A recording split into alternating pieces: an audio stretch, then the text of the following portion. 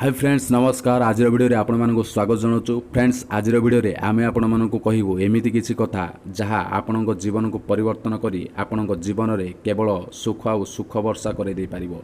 Friends जदि आम video आपण मानक प्रकृत में भल लगी तेबे आम वीडियो को शेयर करंतु एवं लाइक भी करंतु। फ्रेंड्स जो माने आम चैनल को सब्सक्राइब करना प्लीज सब्सक्राइब करंतु एवं सब्सक्राइब करिबा परे पाखरे आसुथिबा घंटी बटन को भी दबाई दिंतु। तेबे चलतु फ्रेंड्स डेरी न करी आज वीडियो को आरंभ करिबा। Friends tips number 1।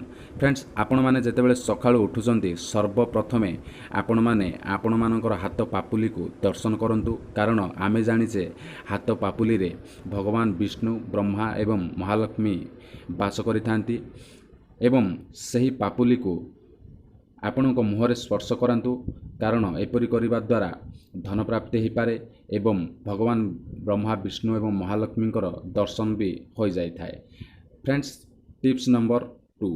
आपण माने जेतेबेले सूर्य को अर्घ्य प्रदान करुछंती से सब काम पितल पात्र रे करंतु, कारण सूर्य को अर्घ्य प्रदान करिबा द्वारा सूर्य आपण अर्घ्य द्वारा बलवान होइथांती एवं जीवन में सुख भी प्रदान होता है।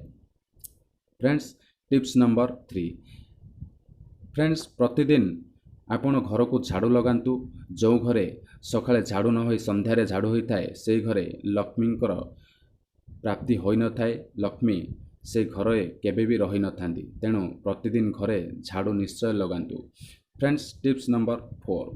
जेतेबेले आपण पूजा करबा को जाउछंती, पूजा करबा आगरु शंख ध्वनि निश्चय करांतु बा शंख निश्चय बजांतु, कारण शंख बजाइबा द्वारा घरे थिबा नकारात्मक ऊर्जा नष्ट हो जाए थाए एवं जीवन में सुख प्रदान होता है। फ्रेंड्स आशा करुचु वीडियोटी निश्चय भल लागिथिबो।